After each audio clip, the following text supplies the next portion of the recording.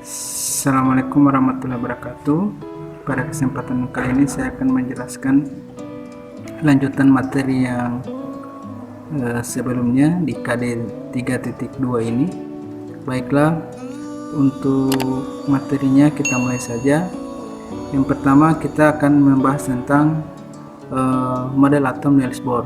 Ini model atom yang sudah dibahas sebelumnya, yakni dikemukakan oleh keempat para ahli. Nah, di model atom Niels Bohr ini yang perlu kita jelaskan secara rinci. Oke, model atom Niels Bohr ini atau dikenal dengan model atom elektron, itu model atomnya seperti di gambar ini. Jadi ada inti atom dan masing-masing inti atom ini dikelilingi oleh elektron. Nah, lintasan elektron ini di model atom Niels Bohr itu disebut sebagai kulit. Jadi ini kulit yang pertama, ini kulit yang kedua, dan ini kulit yang ketiga, dan seterusnya. Nah, di model atom Niels Bohr itu kita sudah mengenal namanya kulit. Nah, kulit ini biasa disimbolkan dengan huruf kapital yang dimulai dari huruf K. Dan ini kulit yang pertama, kulit yang kedua, kulit yang ketiga, atau ini kulit K, ini kulit L, ini kulit M, dan seterusnya. Kemudian di masing-masing kulit ini itu mempunyai elektron atau ditempati oleh elektron.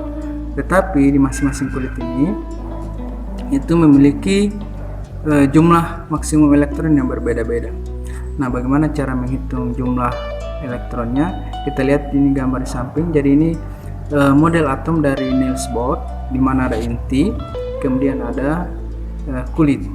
Nah, kulit itu seperti yang saya sudah jelaskan sebelumnya. Jadi kulit yang pertama itu disebut sebagai kulit K, kemudian kulit yang kedua disebut sebagai kulit L, M, dan N, dan seterusnya. Masih ada lagi kulit.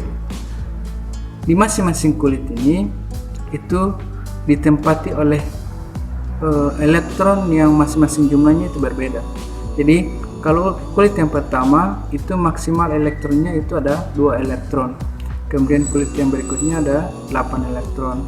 Ini ada 18 dan 32. Dari mana ini? Ini berasal dari rumus yang sudah kita ketahui bahwa rumusnya itu 2N pangkat 2, di mana N itu adalah sebagai kulit,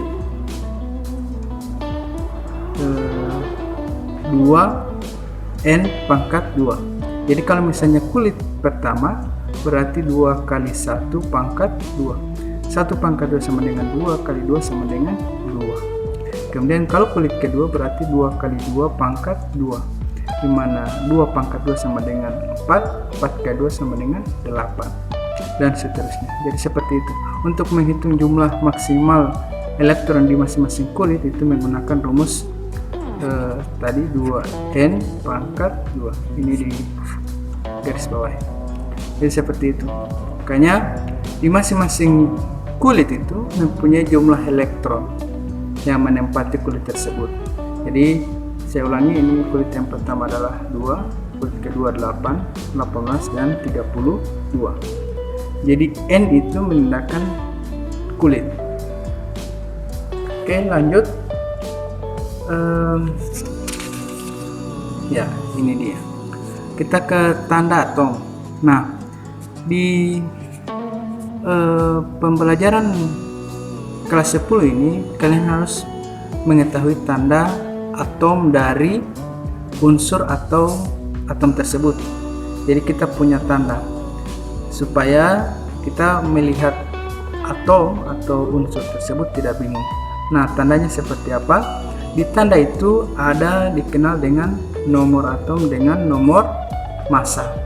Seperti yang saya sudah jelaskan di video sebelumnya bahwa di dalam suatu atom itu terdapat 3 partikel penyusun atom, di mana yang pertama adalah elektron, ini yang kedua adalah proton, dan yang ketiga adalah neutron. Ini tandanya elektron sama dengan negatif, ini tandanya positif, dan ini netral. Nah, di dalam suatu atom terdapat 3 partikel ini. Untuk melihat karakteristik daripada atom itu dilihat dari jumlah protonnya. Jadi ada suatu unsur atau atom yang memiliki jumlah proton yang berbeda-beda. Karena proton ini berada di inti atom, maka jumlah proton yang terdapat dalam inti atom itu disebut juga sebagai nomor atom. Jadi nomor atom itu sama dengan proton. Dan di dalam satu atom juga ada nomor massa. Jadi kalau kita simbolkan, ini tanda daripada atom. X, di atasnya ada A dan di bawahnya ada Z. Jadi A itu apa? A itu adalah nomor massa. Sedangkan X itu ada lambang unsur atau atom.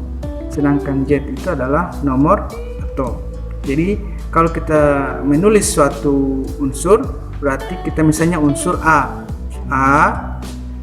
kemudian nomor masanya harus di atas, misalnya nomor masanya 0,2, kemudian nomor atomnya harus di bawah, misalnya nomor atom dari A ini sama dengan 2. Jadi seperti ini cara menuliskan atom berdasarkan tanda atom. Jadi ada nomor massa dengan nomor atom. Ingat bahwa nomor atom itu sama dengan proton, jumlah proton. Jadi kalau kita lihat ini keterangan di bawahnya ini, jadi Z itu sama dengan nomor atom atau sama dengan jumlah proton atau sama dengan jumlah elektron. Jadi kesimpulannya Z itu nomor atom, bisa dikatakan nomor atom, bisa dikatakan jumlah proton, bisa dikatakan jumlah elektron. Jadi Z itu sama dengan nomor atom atau disebut dengan Z itu bisa disebut dengan jumlah proton, bisa sama dengan jumlah elektron. Jadi sama ya, sekali lagi sama. Nomor atom, proton dan elektron itu sama. Jadi kalau misalnya A memiliki nomor atom sama dengan 2, berarti kesimpulannya nomor atomnya 2, protonnya 2, elektronnya juga 2. Oke. Dan A itu apa? Nomor massa. Jadi A sama dengan jumlah proton ditambah neutron. Kan tadi ada elektron, proton, dan neutron. Nah, untuk mengetahui jumlah nomor massanya atau A-nya, berarti A sama dengan jumlah proton ditambah neutron. Sehingga A itu jumlah proton kan sama dengan Z, berarti A sama dengan Z ditambah neutron. Sehingga neutronnya bisa kita hitung, bisa kita balikin rumusnya. Jadi rumus A sama dengan Z ditambah neutron, berarti ini kita balik, neutronnya sama dengan A dikurang Z. Jadi ini rumusnya seperti itu. Nah, kita lihat contoh. Tentukan jumlah proton, elektron, dan neutron dari ini Mg. Mg itu namanya adalah kepanjangannya magnesium. Magnesium simbolnya itu Mg. Jadi ingat, magnesium itu simbolnya Mg. Kalau ada lagi yang kita kenal dari SMP itu oksigen. Oksigen ini disimbolkan dengan O. Nanti kita akan pelajari ini di materi selanjutnya ya. Jadi untuk Mg ini ada di atas ini 24 dengan di bawah ini 12. Berarti kalau kita berdasarkan tanda atom yang ini atau yang di atas sana, berarti Mg ini nomor atomnya sama dengan 12, nomor massanya sama dengan 24. Jadi lihat soal, tentukan jumlah proton. Berarti kan tadi proton sama dengan nomor atom sama dengan elektron. Berarti kalau protonnya atau nomor atomnya Z-nya sama dengan 12, berarti protonnya juga sama dengan 12, elektronnya sama dengan 12. Nah, yang terakhir adalah ini sudah terjawab proton dan elektron. Yang terakhir adalah neutron. Bagaimana menghitung neutron?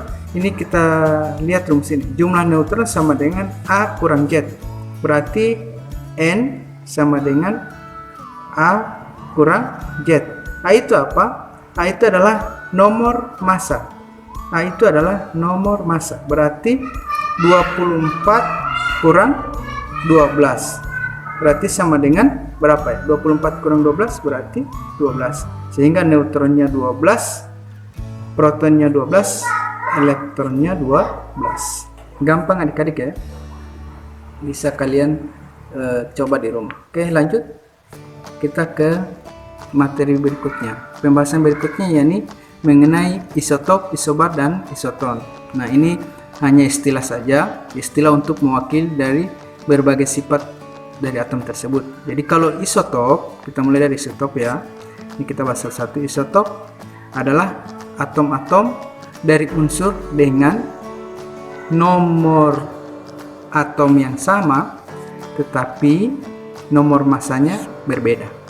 Ingat, isotop atom-atom dari unsur dengan nomor atom yang sama, tetapi nomor massanya yang berbeda.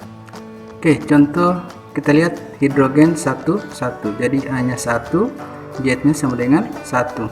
Yang di sebelah adalah hidrogen dengan 2, 1. Jadi A-nya sama dengan 2, Z-nya sama dengan 1. Yang di sebelah adalah hidrogen dengan 3, 1. Berarti A-nya sama dengan 3, Z-nya sama dengan 1. Nah, pengertian dari isotop adalah atom-atom dari unsur dengan nomor atom yang sama tetapi nomor massa yang berbeda. Jadi nomor atom itu kan Z dan nomor massanya kan A. Berarti Z-nya 1, ini 1, ini 1. Sedangkan nomor massanya 3, ini 2, ini 1. Jadi ketiga hidrogen ini itu disebut dengan isotop. Jelas adik-adik ya. Oke, lanjut kita ke pembahasan berikutnya ya, isobar. Jadi isobar adalah atom-atom dari unsur dengan nomor atom berbeda tapi nomor massanya yang sama. Ini kebalikan, isobar itu kebalikan dari isotop. Isobar itu kan atom-atom dari unsur dengan nomor atom berbeda tapi nomor massa yang sama. Contoh yang di bawah ini. Jadi Na dengan Mg. Na itu kepanjangannya adalah natrium. Kalau Mg tadi kan kita sudah tahu bahwa itu adalah magnesium. Nomor atom Na itu 11. Ini berarti sama dengan Z, ini sama dengan A, ini sama dengan Z, ini sama dengan A. Berarti nomor atom Na itu sama dengan 11, nomor massanya sama dengan 24. Kalau Mg nomor atomnya sama dengan 12, nomor massanya sama dengan 24.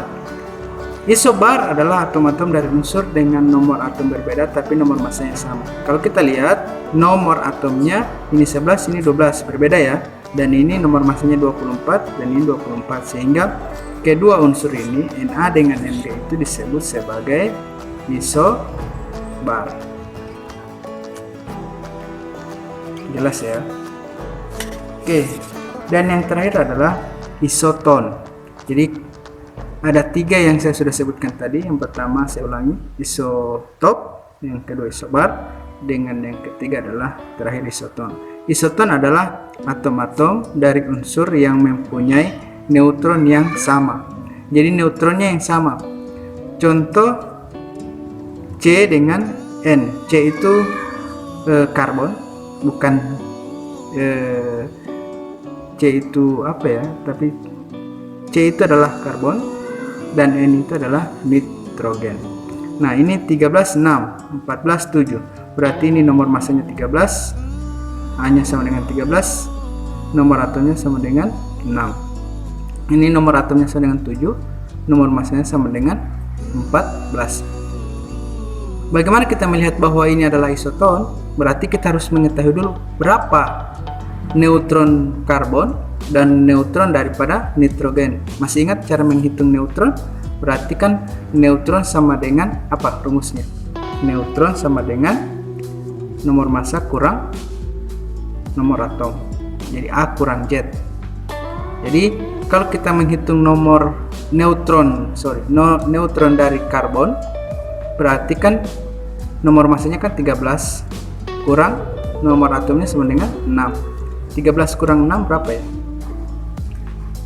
7. Jadi neutronnya sama dengan 7.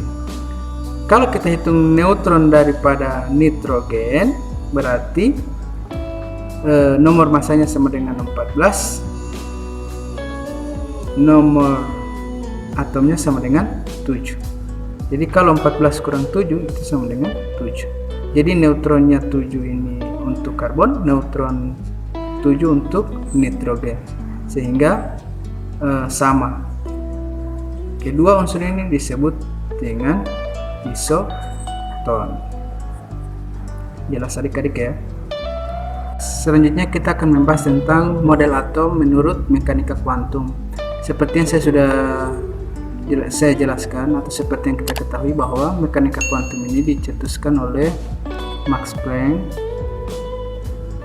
Sebenarnya banyak ya yang mencetuskan ini atau yang mengemukakan teori ini, lebih ke Max Planck. Kenapa Max Planck?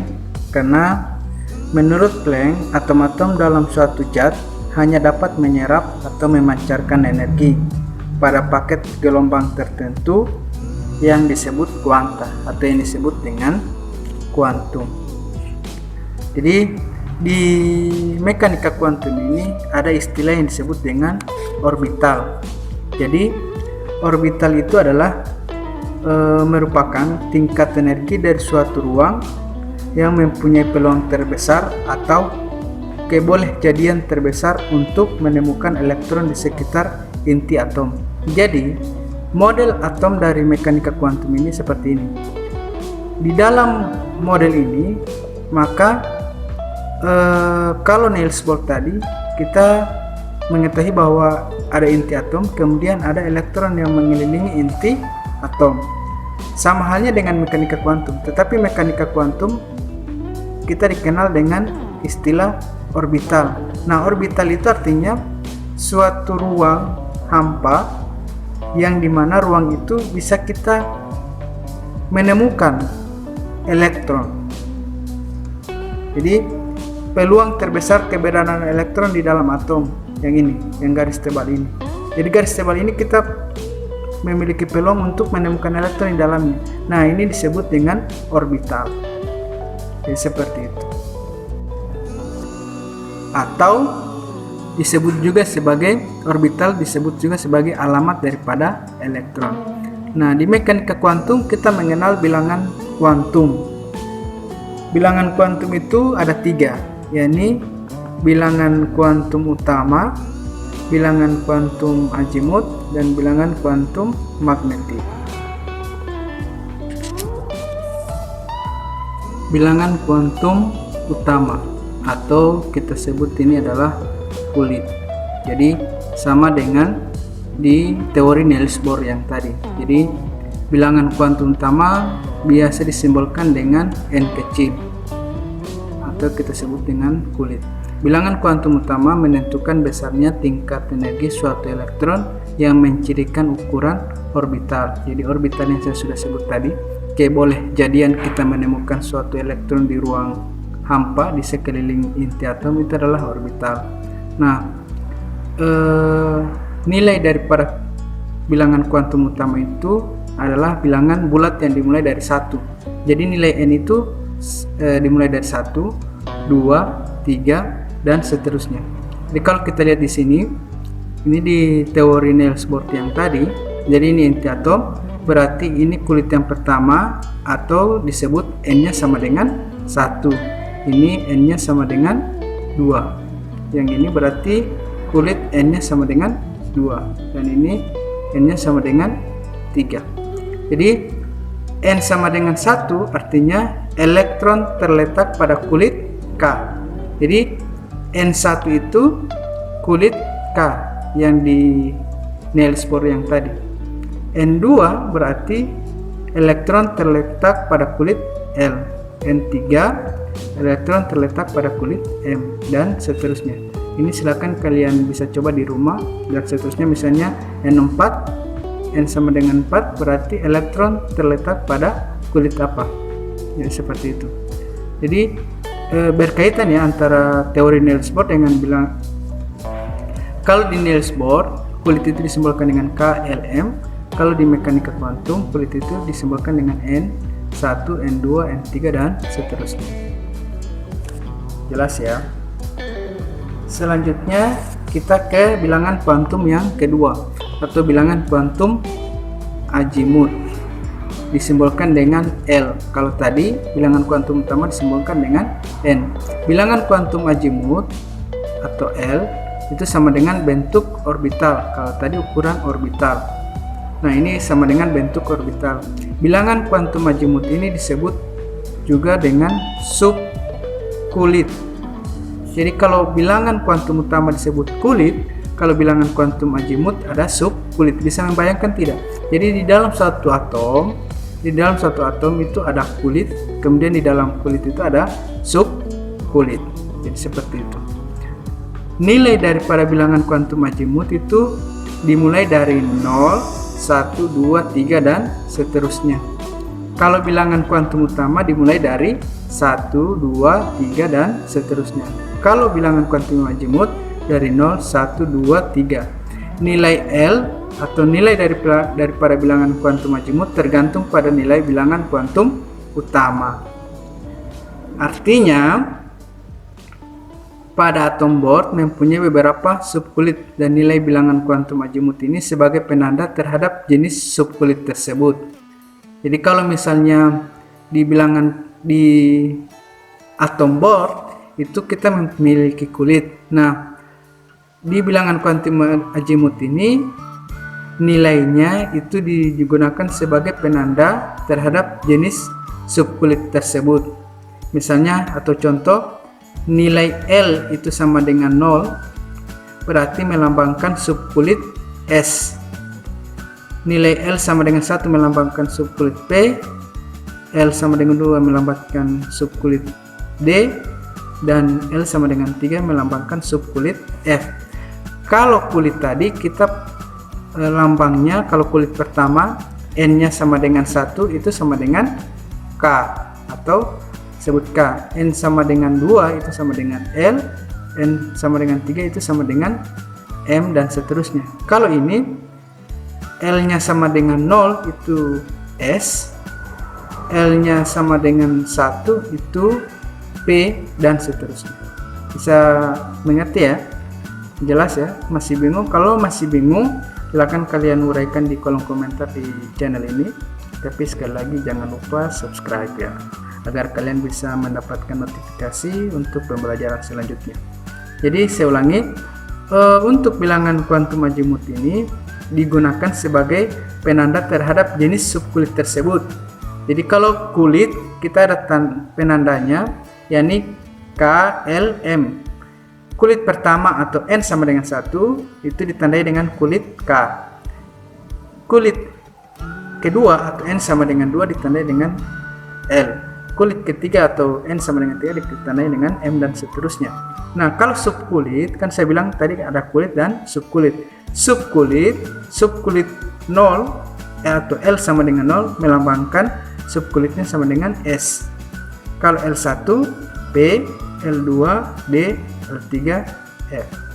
Seperti itu. Nanti untuk lebih jelasnya kalian akan memahami lewat contoh untuk penyelesaian soal. Kita lanjut. Bilangan kuantum magnetik. Bilangan kuantum magnetik menentukan arah orientasi dari orbital. Jadi ini bicara arah. Ingat yang pertama itu bicara tentang ukuran orbital. Sekarang yang kedua adalah bentuk, dan yang ketiga adalah arah. Jadi bilangan kuantum magnetik kita lebih mengarah ke arah orbitalnya. Jadi arahnya ke atas atau ke bawah. Nah, subkulit L akan terdiri dari beberapa orbital dengan nilai M antara negatif L sampai dengan positif L. Misalnya, kita bicara subkulit ya. Berarti kalau subkulit yang harus kita ketahui adalah S, P, D, F. Kalau bicara kulit berarti K, L, M, N. Nah, subkulit S dengan nilai berapa? 0 ya, pasti tadi kan masih ingat ya. Subkulit S berarti nilainya sama, L-nya sama dengan 0, maka M-nya sama dengan 0. Jumlah orbitalnya sama dengan berapa? 1. Ini 1 ya. 0 itu kan jumlahnya 1. Subkulit P dengan nilai L pasti sama dengan 1 kan? Kan L ini kita mulai dari 0, 1 dan seterusnya kan? Berarti subkulit P dengan nilai L sama dengan 1, maka M-nya atau kuantum magnetiknya berarti 0 minus 1 positif 1. Jadi yang awalnya subkulit S itu cuma 0, berarti subkulit P-nya M-nya jadi 3. Berarti ada 0, positif 1 dengan negatif 1, sehingga jumlah orbitalnya sama dengan 3. Kemudian subkulit D dengan nilai L sama dengan 2, maka M-nya pasti 0, negatif 1, positif 1, positif 2, negatif 2. Jumlahnya adalah sama dengan 5. Nah, kalau kita sambung, masih ada ini S, P, D, yang berikut subkulitnya adalah ini dan seterusnya, berarti subkulit yang berikutnya adalah subkulit F. Berarti dengan nilai L sama dengan 3. M-nya berapa? Berarti dari 0, negatif 1, negatif 2, negatif 3, positif 1, positif 2, dengan positif 3. Kalau kita jumlahkan ini 1, 2, 3, 4, 5, 6, 7. Jadi jumlah orbitalnya sama dengan 7. Jelas adik-adik ya? Jangan sampai lupa. Oke? Nah, ini yang terakhir. Bagaimana hubungan antara bilangan kuantum utama N, bilangan kuantum azimut L, dan bilangan kuantum magnetik atau M? Bagaimana hubungannya? Kita lihat ke contoh. Ini perhatikan baik-baik contohnya agar kalian bisa mengerti menjawab soal sebentar. Oke, yang pertama, nilai N sama dengan 1. Berarti ini kalau kita umpamakan nilai N1 berarti kulitnya K ya, atau kulitnya K. Maka nilai L-nya tadi berapa? Kalau K itu nilai L-nya pasti 0 untuk N1. Nah, nilai M-nya pasti 0 juga. Jumlah orbitalnya 1. Lambang orbitalnya 1s. 1 itu menandakan nilai N, S itu menandakan subkulit. Jadi ini kulit, ini subkulit. Kulitnya pertama 1, subkulitnya S. Oke ya. Nilai N2 atau kulit yang kedua yang disebut dengan L. Nilai N2 berarti nilai L-nya akan jadi 2, yakni 0 dengan 1. 0 dengan 1. Nilai M-nya 0 dengan 0 minus 1 dengan positif 1. Jelas adik-adik ya? Jadi kalau nilai L-nya 0, nilai M-nya 0, berarti jumlah orbitalnya 1 ya. Lambang orbitalnya 2s. Kalau nilai L-nya 1, berarti nilai M-nya 0, negatif 1, positif 1. Karena nilai M-nya pasti 3 ya. Nah, berarti jumlah orbitalnya berapa? 3. Lambang orbitalnya berapa? Lambang orbitalnya Jadi ya lambang orbitalnya jadi P. Jadi ini kita sebut jadi 2P. Kenapa 2? Karena kita masih bicara tentang kulit yang kedua. Subkulitnya P. Kenapa P? Karena L-nya sama dengan 1. Kalau L-nya sama dengan 0 itu S. Jadi bisa kita lihat di sini, kita menebak di sini. Kalau 0 berarti S. 0 S. Kalau 1 berarti P. Nah, ini kenapa 1? Karena nilai N1. Nah, kenapa ini jadi 2S? 2S bukan 1S, karena kita bicara kulit yang kedua. Jelas ya? Oke, lanjut. Untuk berikutnya, nilai L-nya sama dengan nilai N-nya sama dengan 3, berarti ini kulit yang ketiga KLM ya. Maka nilai L-nya 0. Nilai M-nya 0 ya. Jumlah orbitalnya berapa tadi? Kalau 0, jumlah orbitalnya pasti 1. Lambang orbitalnya pasti, karena ini 0 berarti S, tapi dia karena bicara kulit yang ketiga berarti ini 3S. Jelas ya? Jadi ini 3S dari sini. S-nya karena 0. Nah, sekarang 3 nilai L-nya di sini berarti jadi 1. Kan 0 1 ya. Berarti nilai M-nya di sini jadi berapa? Kalau 1 berarti sama dengan di atas, berarti 0. Di sini negatif 1, di sini positif 1. Jumlah orbitalnya 3 ya. 1 2 3. Lambangnya itu 3P, karena kita sudah bicara di 1. Kalau 1 berarti P. Kalau 0 itu S. Jangan bingung ya. Nah, yang terakhir adalah ini berarti habis 0 1, ini berarti 2. M-nya berarti kalau 2 maka N-nya sama dengan 0, berarti ini negatif 1, negatif 2 ya. Ini positif 1 dengan positif 2. Jumlah orbitalnya berarti 5. Lambang orbitalnya, karena ini di kulit ketiga, tapi karena sudah bicara 2, habis P apa? Kan S, P, D, F. Ini sama dengan 0, ini sama dengan 1, ini sama dengan 2, ini sama dengan 3. Berarti kalau bicara 2 berarti dia sudah masuk di D. Tetapi karena ini kulit ketiga berarti 3D. Gampang adik-adik ya.